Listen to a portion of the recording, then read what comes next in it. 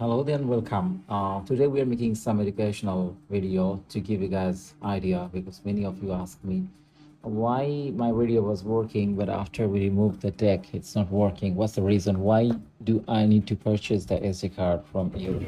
Today I'm going to demonstrate you uh, why it's very necessary to purchase the SD card for a Japanese car radio. This is we are using for today's our demonstrations in as CTY and W66T, and W66T comes with its brand new Toyota SD card. We remove the card and assuming this is the car as the radio is running and came with your car and you are keep saying that it's not working, and after you remove the battery it's not working because there is no SD card. So how about without SD card it was working? So have a look on that.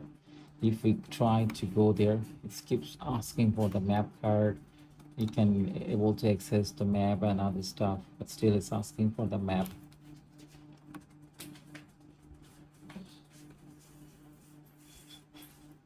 What?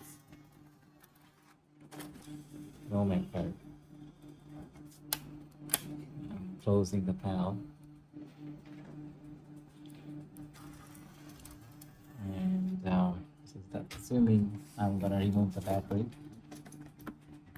And it's connected. So it says started. Let's have a look on the battery. It's not gonna work. We need to reset the deck for 10 minutes because there's some static current over there.